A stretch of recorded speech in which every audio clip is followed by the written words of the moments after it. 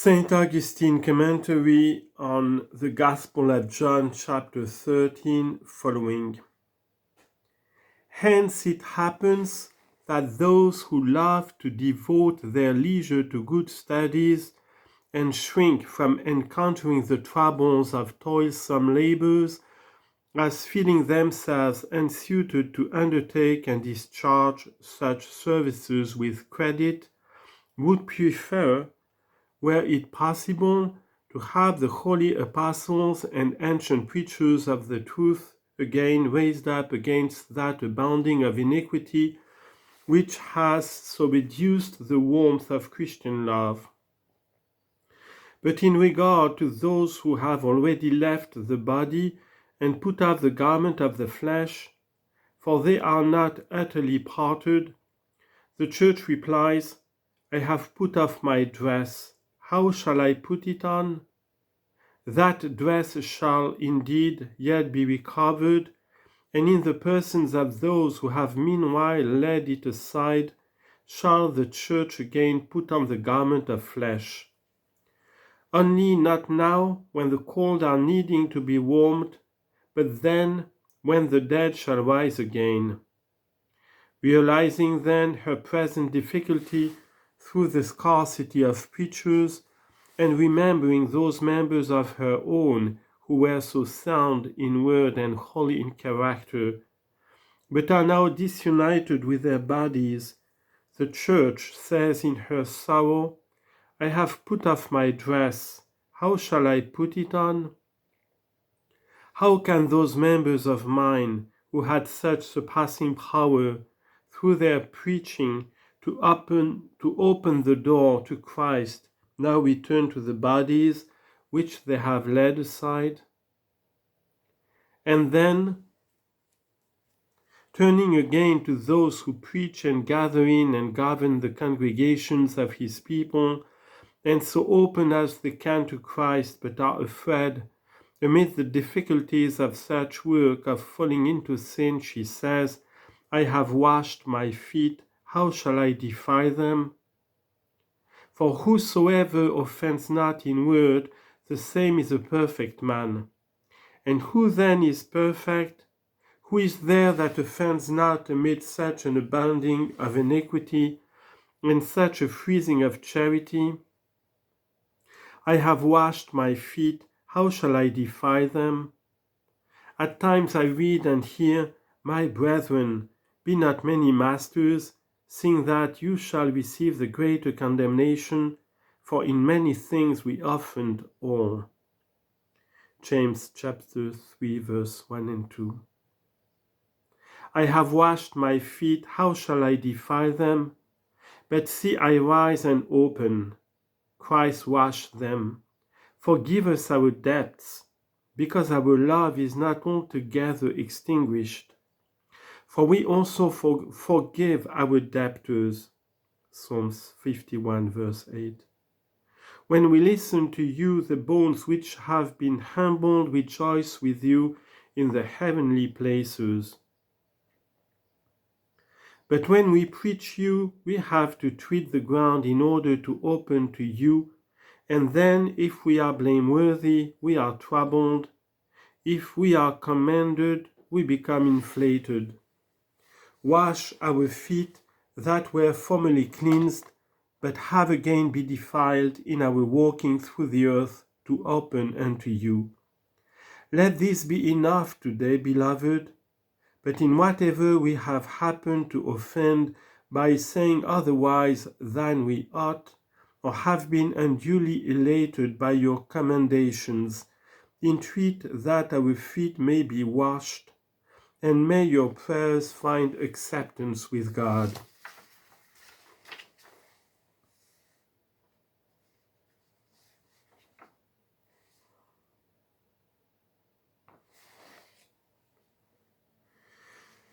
Tractate 58, chapter 13, verse 10 to 15. We have already, beloved, as the Lord was pleased to enable us, expounded to you those words of the gospel, where the Lord, in washing his disciples' feet, says, He that is once washed needs not save to wash his feet, but is clean every whit. Let us now look at what follows, and you, he says, are clean, but not all. And to remove the need of inquiry on our part, the evangelist has himself explained its meaning by adding, for he knew who it was that should betray him. Therefore said he, you are not all clean.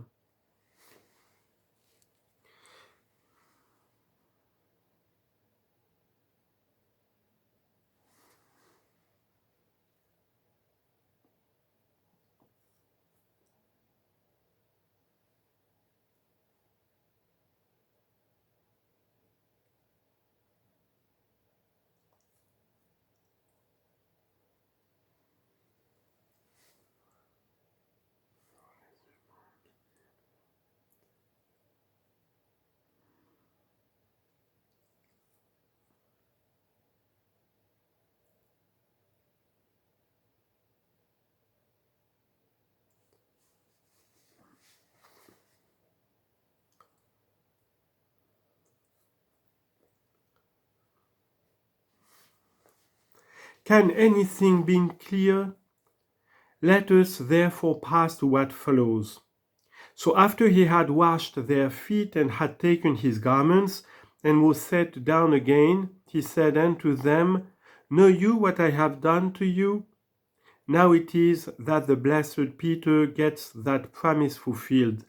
For he had been put off when, in the midst of his trembling and asserting, you shall never wash my feet, he received the answer, what I do you know not now, but you shall know hereafter. Verse 7 and 8. Here then is that very hereafter. It is now time to tell what was a little ago deferred.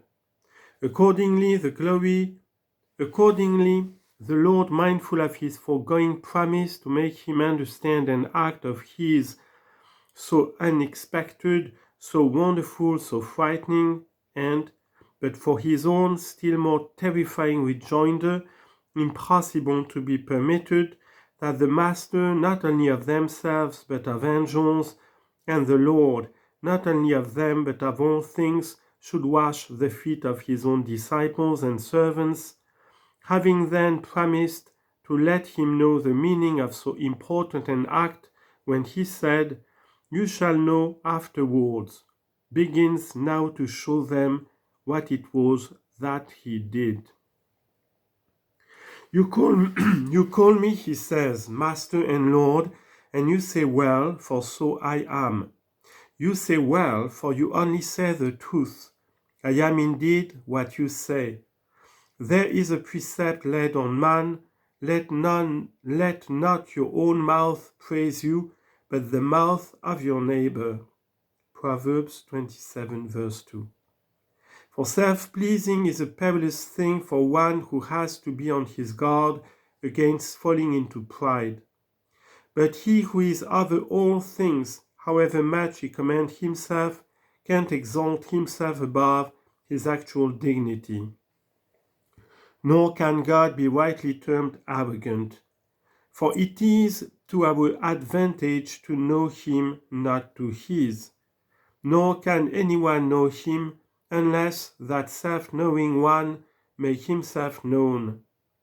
If he then, by abstaining from self-commendation, wish as it were to avoid arrogance, he will deny us the power of knowing him, and no one surely would blame him for calling him Master, even though believing him to be nothing more than a man, seeing he only makes profession of what even men themselves in the various arts profess to such an extent, without any charge of arrogance, that they are termed professors.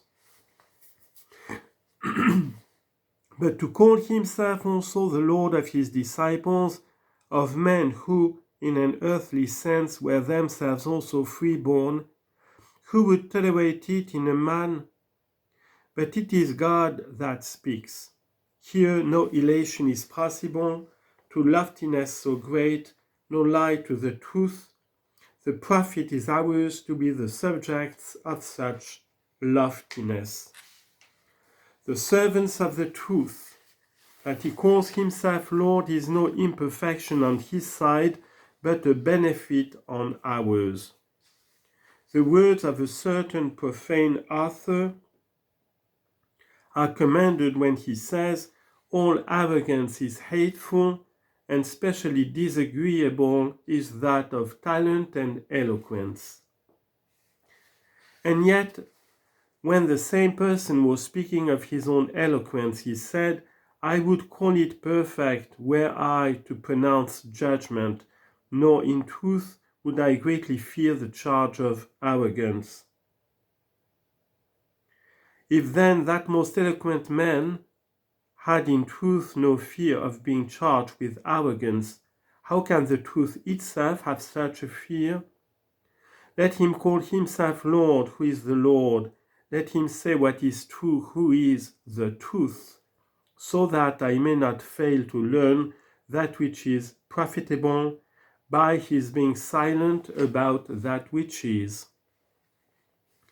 The most blessed Paul, certainly not himself the only begotten Son of God, but the servant and apostle of that Son, not the truth, but a partaker of the truth, declares with freedom and consistency, and thou I would desire to glory, I shall not be a fool, for I say the truth.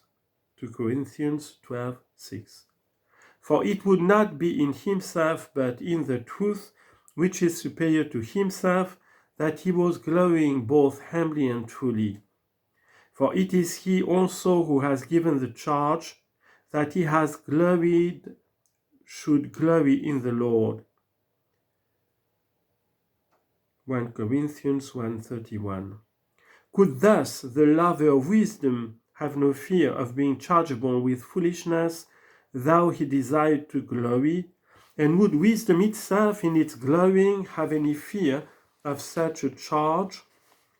He had no fear of arrogance, who said, my soul shall make her boast in the Lord. Psalm 34:2.